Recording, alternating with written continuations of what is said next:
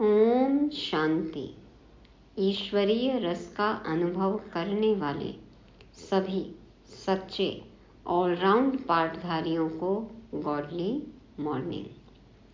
हम फरिश्तों का घर है बहुत दूर, जाना है बाप के साथ, बन उनकी आँखों का नूर। कैसे बनेंगे सतो प्रधान बाप के नैनों के नूर? ज्ञान और योग से, धारणा मूर्त डबल लाइट बनकर सदा अपनी उन्नति के लिए हमें पुरुषार्थ करना है, स्वदर्शन चक्र फिराते रहना है। ब्रह्मा कुमारी को कहीं से भी निमंत्रण आता है, चाहे कोई सम्मेलन हो, कॉन्फ्रेंस हो, कैसे सेवा करनी है अन्य संस्थाओं की, संगठनों की, बाबा आज समझाते हैं। अंतिम समय में दुनिया में क्या सीन होंगे, बाबा आज की मुरली में ये भी बताएंगे। तारीख है आज 10 जुलाई 2024। 10 बस वश, तो अब और विकर्म विकार नहीं, बस। और ज्ञान योग से माया को करना है वश। कैसे? शिव भगवान वाच, मीठे बच्चे अब सतो प्रधान बन घर जाना है, इसलिए अपने को आत्मा समझ निरंतर बाप को याद करने का अभ्यास करो, उन्नति का सदा ख्याल रखो। बाबा कहते मीठे बच्चे अब सतो प्रधान बन घर जाना है, आत्मा को अपने सातों गुणों में 100% बनना है। बाबा कहते हैं अब खुद को आत्मा समझ के निरंतर बाबा को याद करने का अभ्यास करते रहो, सदा अपनी उन्नति का ख्याल रखो। कैसे? हम आगे बढ़ते ही जाएं, तो उन्नति का सदा ख्याल रखना है, तब बनेंगे सतो प्रधान, घर जाएंगे। प्रश्न: पढ़ाई में दिन प्रतिदिन आगे बढ़ रहे हैं या पीछे हट रहे हैं, उसकी निशानी क्या है? कैसे पता चले कि हमारी उन्नति हो रही है? उत्तर में बाबा कहते पढ़ाई में अगर आगे बढ़ रहे हैं तो हल्केपन का अनुभव होगा, बुद्धि में रहेगा यह शरीर तो छी है, इसको छोड़ना है, हमको तो अब घर जाना है। दैवी गुण धारण करते जाएंगे। अगर पीछे हट रहे हैं तो चलन से आसुरी गुण दिखाई देंगे, चलते फिरते बाप की याद नहीं रहेगी, वह फूल बन सबको सुख नहीं दे सकेंगे। ऐसे बच्चों को आगे चल साक्षात्कार होंगे, फिर बहुत सजाएं खानी पड़ेंगी। बाबा कहते हैं यदि हल्केपन का अनुभव हो रहा है तो समझें कि हम पढ़ाई में आगे बढ़ रहे हैं। बुद्धि में क्या बातें आएंगी कि ये शरीर तो छी है, विनाशी है, इसको तो अब छोड़ना है, हमको घर जाना है, और दिव्य गुणों की धारणा होती जाएगी। और बाबा कहते हैं इसके विपरीत यदि पीछे हट रहे हैं तो आसुरी अवगुण बढ़ते जाएंगे, बाबा को याद नहीं करेंगे, सबको दुख देंगे, सुख नहीं देंगे। तो बाबा कहते हैं फिर ऐसे बच्चों को भी साक्षात्कार होता है कि हमको आगे जाके बहुत सजा मिलेगी। तो अपने चाल चलन, अनुभव, फीलिंग से समझ सकते हैं हम कि हमारी उन्नति हो रही है या अवनति हो रही है। ओम शांति। बुद्धि में यह ख्यालात रहे कि हम सतो प्रधान आए थे।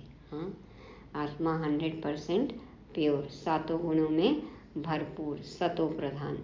रूहानी बाप रूहानी बच्चों को समझाते हैं, यहाँ सब बैठे हैं, कोई तो देह अभिमानी है और कोई देही अभिमानी होंगे, कोई सेकंड में देह अभिमानी और सेकंड में देही अभिमानी होते रहेंगे, कभी इस दुनिया में कभी उस दुनिया में।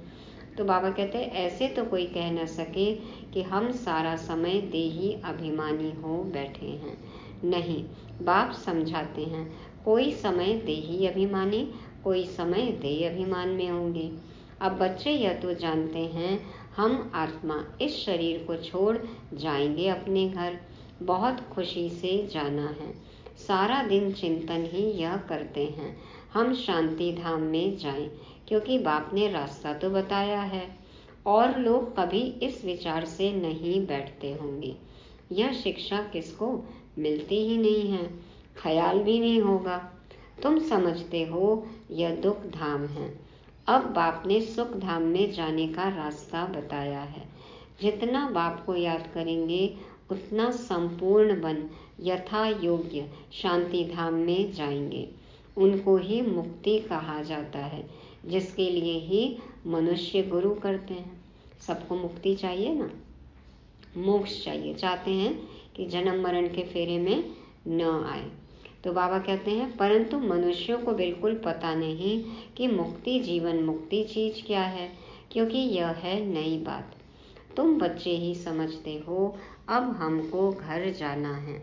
बाप कहते हैं याद की यात्रा से पवित्र बनो। अब घर जाना है तो बिना पवित्र बने तो जा नहीं सकते, और याद की यात्रा ही पवित्र बनाएगी। सजा तो हमें खानी नहीं है। तो तुम पहले पहले जब आए श्रेष्ठाचारी दुनिया में तो सतो प्रधान थे, आत्मा सतो प्रधान थी। कोई के साथ कनेक्शन भी पीछे होगा। जब गर्भ में जाएंगे तब संबंध में आएंगे। तुम जानते हो अभी यह हमारा अंतिम जन्म है। हमको वापस घर जाना है। पवित्र बनने बगैर हम जा नहीं सकेंगे। ऐसे ऐसे अंदर में बातें करनी चाहिए, क्योंकि बाप का फरमान है। उठते बैठते चलते फिरते बुद्धि में यही ख्यालात रहे कि हम सतो प्रधान आए थे, अब सतो प्रधान बनकर घर जाना है। जैसे आए थे वैसे ही बनकर घर जाना है। ये बात हमेशा याद रहे। सतो प्रधान बनना है बाप की याद से, क्योंकि बाप ही पतित पावन हैं। हम बच्चों को युक्ति बताते हैं कि तुम ऐसे पावन हो सकेंगे। सारी सृष्टि के आदि मध्य अंत को तो बाप ही जानते हैं, और कोई अथॉरिटी है नहीं। चक्र को बाबा ही जानते हैं, क्योंकि चक्र से बाहर हैं। तो बाप ही मनुष्य सृष्टि का बीज रूप है। भक्ति कहाँ तक चलती है यह भी बाप ने समझाया है। इतना समय ज्ञान मार्ग, इतना समय भक्ति। यह सारा ज्ञान अंदर में टपकना चाहिए। जैसे बाप की आत्मा में ज्ञान है, तुम्हारी आत्मा में भी ज्ञान है। शरीर द्वारा सुनते और सुनाते हैं। शरीर बिगड़ तो आत्मा बोल न सके। इसमें प्रेरणा व आकाशवाणी की बात होती नहीं। बाबा तन का आधार लेते हैं, सम्मुख आकर सुनाते हैं। बाबा कहते हैं इसमें कोई प्रेरणा व आकाशवाणी की बात होती नहीं है। आकाशवाणी क्या है अभी बाबा ने समझाया ना। तो भगवानुवाच है तो जरूर मुख चाहिए, रथ चाहिए। गधे घोड़े का रथ तो नहीं चाहिए। हाँ, गधे घोड़े की भाषा कोई समझते हैं हम लोग? तुम भी पहले समझते थे। कलयुग अभी 40,000 वर्ष और चलना है। अज्ञान नींद में सोए पड़े थे, अब बाबा ने जगाया है। तुम भी अज्ञान में थे, अब ज्ञान मिला है। अज्ञान कहा जाता है भक्ति को। कई तो अभी भी ज्ञान मार्ग में चलते चलते भी अज्ञान मार्ग में भी जाते हैं, फिर भी भक्ति करते हैं। बीके भक्ति हो गई है। हाँ, मुरली सुन के जाएंगे, मंदिर होते हुए मत्था टेकते हुए फिर घर जाएंगे, तो क्या है, बाबा को पा सकेंगे पूरी तरह? अब तुम बच्चों को यह ख्याल करना है हम अपनी उन्नति कैसे करें, ऊंच पद कैसे पाएं, अपने घर जाकर फिर नई राजधानी में आकर ऊंच मर्तबा पाएं। उसके लिए है याद की यात्रा। अपने को आत्मा तो जरूर समझना है। हम सब आत्माओं का बाप परमात्मा है। यह तो बहुत सिंपल है, परंतु मनुष्य इतनी बात भी नहीं समझते। तुम समझा सकते हो कि यह है रावण राज्य, इसलिए तुम्हारी बुद्धि भ्रष्टाचारी बन गई है। मनुष्य समझते हैं जो विकार में नहीं जाते हैं वह पावन हैं, जैसे सन्यासी हैं। बाप कहते हैं वह तो अल्पकाल के लिए पावन बनते हैं, दुनिया तो फिर भी पतित है ना। पावन दुनिया है ही सतयुग। पतित दुनिया में सतयुग जैसा पावन कोई हो नहीं सकता। सतयुग में तो आत्मा और शरीर दोनों ही पवित्र है ना, दिव्य गुणों की धारणा भी है। तो बाबा कहते हैं पतित दुनिया में सतयुग जैसा पावन कोई हो नहीं सकता। वहाँ तो रावण राज्य ही नहीं, विकार की बात ही नहीं। तो चक्र लगाते घूमते फिरते बुद्धि में यह चिंतन रहना चाहिए, बाबा में यह ज्ञान है ना। ज्ञान सागर है तो जरूर ज्ञान टपकता होगा। देखो शिवलिंग पर ही जल टपकाते हैं, जबकि हमको अपनी बुद्धि में ज्ञान टपकाना था। तो बाबा कहते हैं ज्ञान सागर है तो जरूर ज्ञान टपकता होगा, और बाबा तो ज्ञान देते ही रहते हैं। तुम भी ज्ञान सागर से निकली हुई नदियां हो, वह तो एवर सागर ही है, तुम एवर सागर नहीं हो। बाबा तो सब गुणों के सागर हैं ना।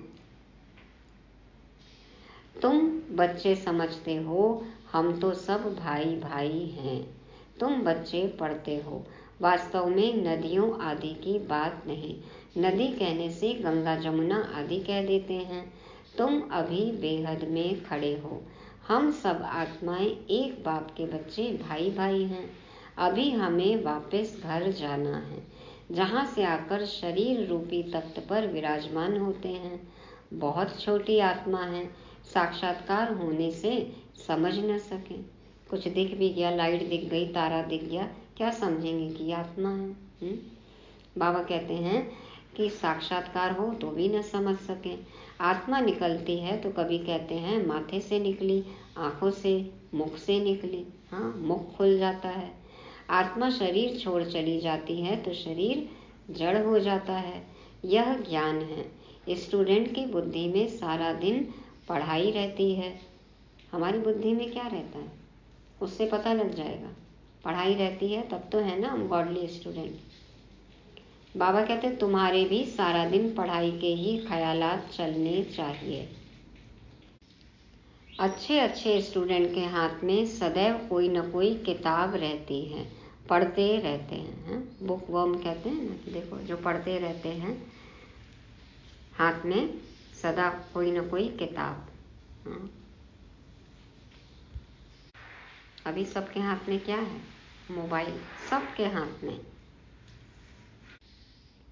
बाप कहते हैं तुम्हारा यह अंतिम जन्म है, सारा चक्र लगाकर अंत में आए हो तो बुद्धि में यही सिमरण रहना चाहिए। धारणा कर औरों को समझाना चाहिए। कोई को तो धारणा होती ही नहीं। स्कूल में भी नंबरवार स्टूडेंट होते हैं, सब्जेक्ट भी बहुत होती है। यहाँ तो सब्जेक्ट एक ही है, देवता बनना है। यही पढ़ाई का चिंतन चलता रहे। यहाँ तो एक ही पढ़ाई है ना, देवता बनने की। बाबा कहते हैं इसी पढ़ाई का चिंतन चलता रहे। ऐसे नहीं पढ़ाई भूल जाए, बाकी और ख्यालात चलते रहें। धंधे वाला होगा, अपने धंधे के ही ख्यालात में लगा रहेगा। स्टूडेंट पढ़ाई में ही लगा रहेगा। तुम बच्चों को भी अपनी पढ़ाई में रहना है। डिपेंड्स, हाँ, क्या प्रायोरिटी है, किस चीज़ को हम प्राथमिकता देते हैं अपने जीवन में। बाबा कहते हैं पढ़ाई में, ज्ञान योग में, विचार सागर मंथन में, इसमें ही लगे रहेंगे तभी सतयुगी देवता बनेंगे। कल एक निमंत्रण पत्र आया था इंटरनेशनल योग कॉन्फ्रेंस का। तुम उन्हों को लिख सकते हो। तुम्हारा तो यह है हठ योग। इसकी एम ऑब्जेक्ट क्या है, इससे फ़ायदा क्या होता है? हम तो राजयोग सीख रहे हैं। परम पिता परमात्मा जो ज्ञान सागर है, वह रचयिता हमको अपना व रचना का ज्ञान सुनाते हैं। अब हमको वापस घर जाना है। मन मना भव, यह है हमारा मंत्र। हम बाप को और बाप द्वारा जो वर्षा मिलता है उसको याद करते हैं। तुम यह हठ योग आदि करते आए हो, इसकी एम ऑब्जेक्ट क्या है? हमने अपना तो बताया कि हम यह सीख रहे हैं। तुम्हारे इस हठ योग से क्या मिलता है, ऐसा रेस्पॉन्ड नट शेल में लिखना है। बाबा कहते हैं अपना बताओ और फिर उनसे पूछो आपके इस योग से क्या मिलेगा, क्या लक्ष्य है इसका। ऐसे ऐसे निमंत्रण तो तुम्हारे पास बहुत आते हैं। ऑल इंडिया रिलीजियस कॉन्फ्रेंस का तुमको निमंत्रण आए और तुमको बोले आपका एम ऑब्जेक्ट क्या है, तो बोलो हम यह सीख रहे हैं। अपना जरूर बताना चाहिए। क्यों? यह राजयोग तुम सीख रहे हो। बोलो हम यह पढ़ रहे हैं, हमको पढ़ाने वाला भगवान है, हम सब ब्रदर्स हैं। हाँ, किसी न किसी तरह से परिचय देना है। तो बाबा कहते हैं बताओ कि हमें पढ़ाने वाला भगवान है, बाप है, हम सब ब्रदर्स हैं, हम अपने को आत्मा समझते हैं। बेहद का बाप कहते हैं, अपने को आत्मा समझ मामेकम याद करो तो तुम्हारे पाप कट जाएंगे। ऐसी ऐसी लिखत बहुत अच्छी रीति छपा कर रख दो, फिर जहाँ जहाँ कॉन्फ्रेंस आदि हो वहाँ भेज दो। कहेंगे यह तो बहुत अच्छे कायदे की बात सीखते हैं। इस राजयोग से राजाओं का राजा विश्व का मालिक बनते हैं। हर 5000 वर्ष बाद हम देवता बनते हैं, फिर मनुष्य बनते हैं। ऐसे ऐसे विचार सागर मंथन कर फर्स्ट क्लास लिखत बनानी चाहिए। देखो जगदीश भाई कितने अच्छे से पत्रों का, निमंत्रण पत्र आते थे, सबका उत्तर देते थे। तो बाबा कहते हैं कि फर्स्ट क्लास लिखत बनाओ। उद्देश्य तुमसे पूछ सकते हैं तो यह छपा हुआ रखा हो, हमारी एम ऑब्जेक्ट यह है। ऐसे लिखने से टेम्पटेशन होगी। इसमें कोई हठ योग व शास्त्रार्थ करने की बात ही नहीं है। कोई हठ योग नहीं है, कोई शास्त्रार्थ नहीं है, कोई वाद विवाद नहीं है। उनको शास्त्रार्थ का भी कितना अहंकार रहता है। वे अपने को शास्त्रों की अथॉरिटी समझते हैं। हाँ, 2 शास्त्रवेद बैठ जाएंगे, पंडित बैठ जाएंगे और अपना अपना ज्ञान वर्णन करते हैं, शास्त्रार्थ करते हैं, वाद विवाद करते हैं। तो अहंकार है ना। वे अपने को शास्त्रों की अथॉरिटी समझते हैं, वास्तव में तो वह पुजारी हैं। अथॉरिटी तो पूज्य को कहेंगे, पुजारी को क्या कहेंगे?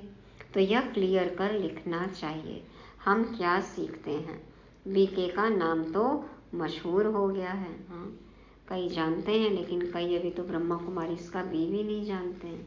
सेवा तो बहुत है अभी। योग तो 2 प्रकार का है, एक है हठ योग, दूसरा है सहज योग। वह तो कोई मनुष्य सिखला न सके। राजयोग एक परमात्मा ही सिखलाते हैं। अभी देखो जो मूवी आई है ना, द लाइट, इससे कितनी सेवा होगी। तो बाबा कहते हैं कि राजयोग एक परमात्मा ही सिखलाते हैं, बाकी यह अनेक प्रकार के योग हैं मनुष्य मत पर। वहाँ देवताओं को तो किसके मत की दरकार नहीं, क्योंकि वर्षा लिया हुआ है। वह है देवताएं, अर्थात दैवी गुण वाले।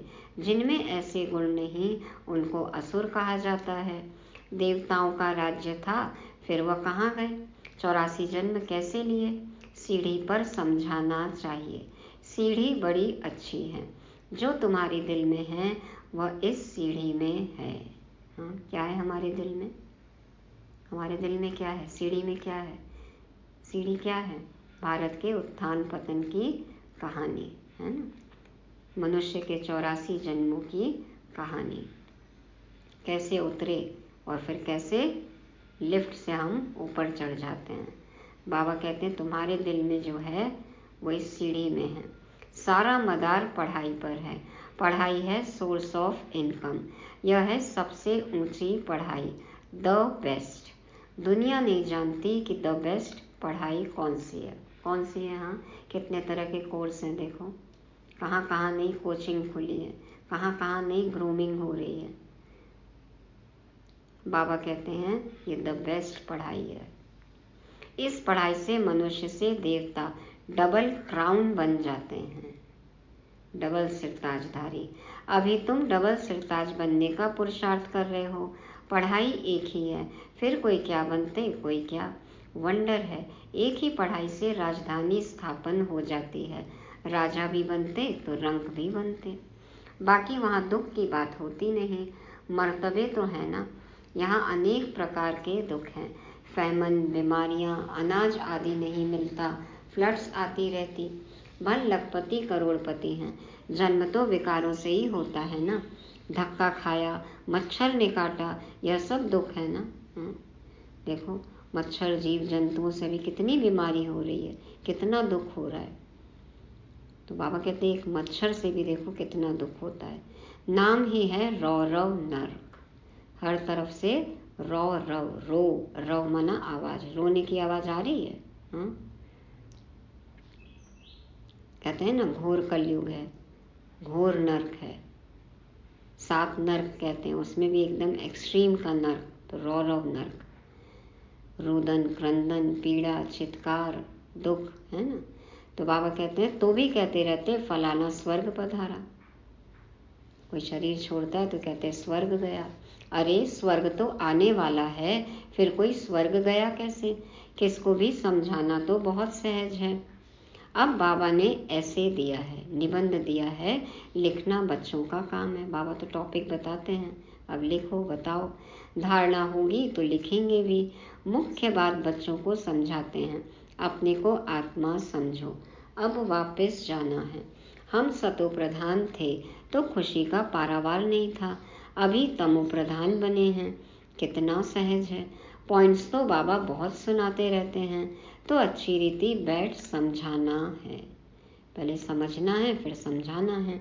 नहीं मानते हैं तो समझा जाता है यह हमारे कुल का नहीं है। पढ़ाई में दिन प्रतिदिन आगे बढ़ना है, पीछे थोड़ी ही हटना है। हाँ? इस मार्ग में आगे बढ़ते ही जाना है ना, पीछे थोड़ी हटना है, यू टर्न थोड़ी लेना है। दैवी गुणों के बदले आसुरी गुण धारण करना, यह तो पीछे हटना हुआ ना।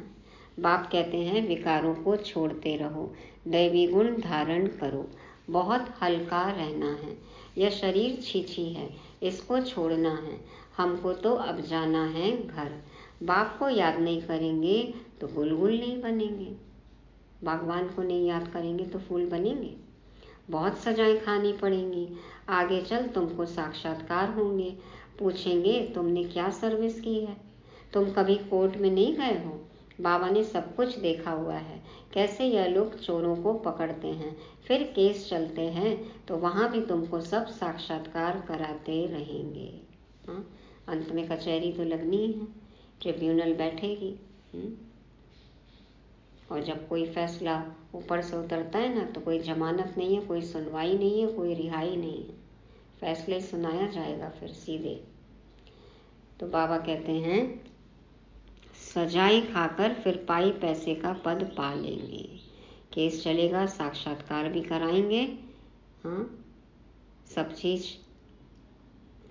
प्रूफ दिखाया जाएगा, ऑडियो वीडियो सहित, और फिर सजा। तो बाबा कहते हैं सजाए खाकर फिर पाई पैसे का पद पा लेंगे। टीचर को तो रहम आता है ना, यह नापास हो जाएंगे। यह बाप को याद करने की सब्जेक्ट सबसे अच्छी है, जिससे पाप कटते जाएं।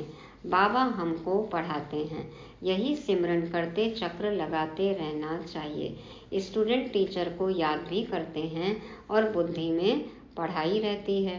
टीचर से योग तो जरूर होगा ना, यह बुद्धि में रहना चाहिए। हम सब भाइयों का एक टीचर है, वह है सुप्रीम टीचर। आगे चल बहुतों को मालूम पड़ेगा, अहो प्रभु तेरी लीला। हाँ, तब कहेंगे तेरी लीला प्रभु, ईश्वर तेरी लीला। महिमा करके मरेंगे परंतु पा तो कुछ नहीं सकेंगे। हाँ, अंत में तो सबको पता चलेगा ही ना, भगवान आया धरती पर, हमको पता भी चला, परिचय भी मिला, लेकिन हमने कुछ किया नहीं। संदेश मिला लेकिन हमने उसको सीरियसली नहीं लिया, लेकिन फिर कुछ मिलेगा तो नहीं, क्योंकि पुरुषार्थ ही नहीं किया। तो देह अभिमान में आने से ही उल्टे काम करते हैं, देही अभिमानी होने से अच्छा काम करेंगे। बाप कहते हैं अब तुम्हारी वानप्रस्थ अवस्था है, वापस जाना ही पड़ेगा। हिसाब किताब चुकतू कर सबको जाना है, चाहे व न चाहे जाना जरूर है। हाँ? कोई चॉइस नहीं है, कोई ऑप्शन ही नहीं है, चाहो न चाहो जाना तो पड़ेगा ही।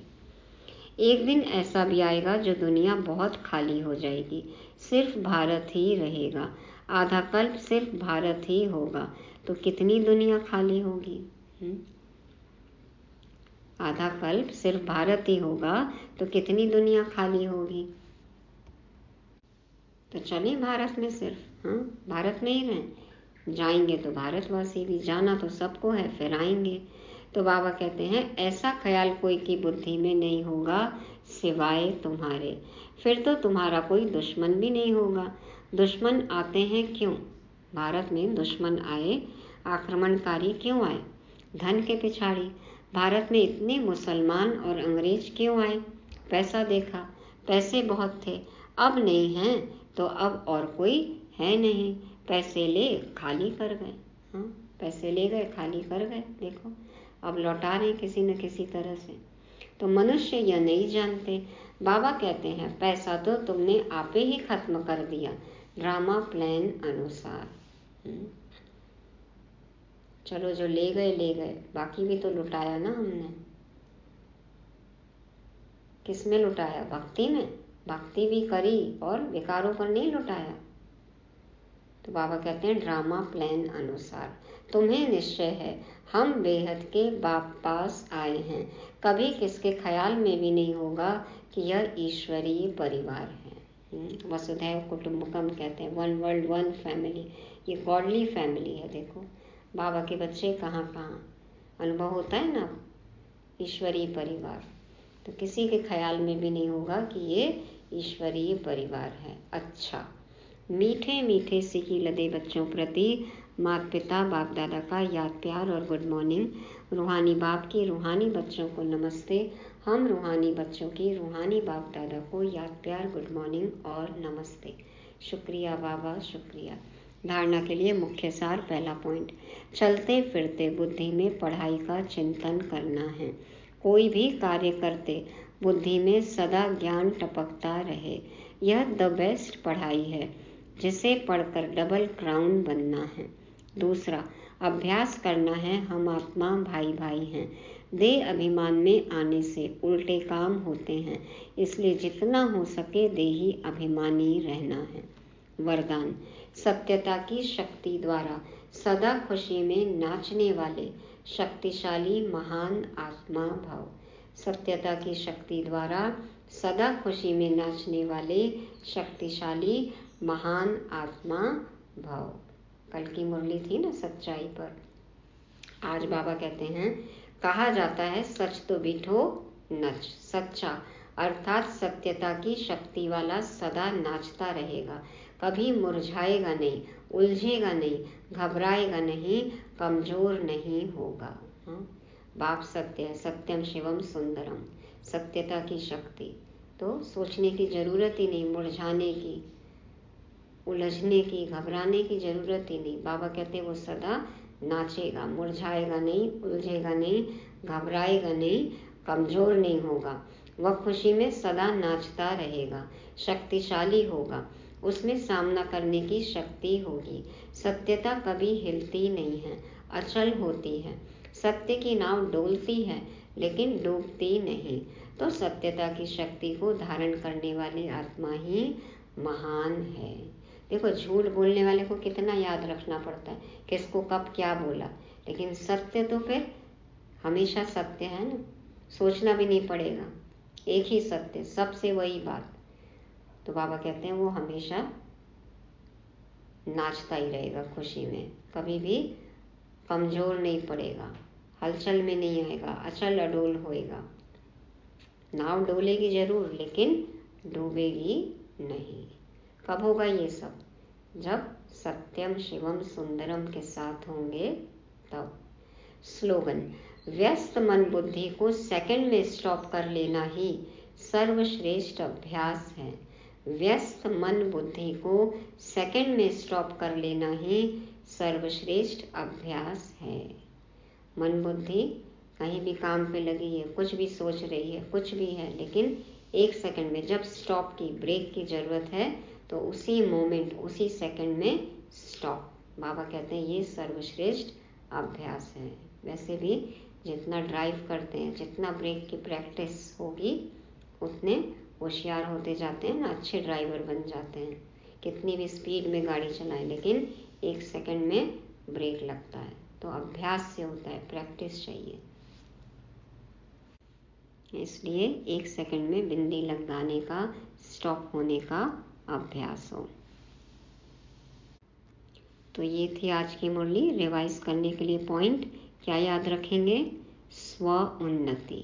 हाँ, उन्नति, आगे बढ़ते ही जाएं, स्व उन्नति, और फिर सर्व की उन्नति में भी सहयोगी बनना है। दूसरा, देही अभिमानी, अब और देह अभिमान नहीं, देह अभिमान के कारण ही दुख होते हैं। तीसरा, डबल क्राउनधारी, लक्ष्य क्या है हमारा? डबल क्राउनधारी बनना है। चौथा, सत्यता की शक्ति, यही शक्ति जमा करनी है। और 5वां सेकंड में स्टॉप।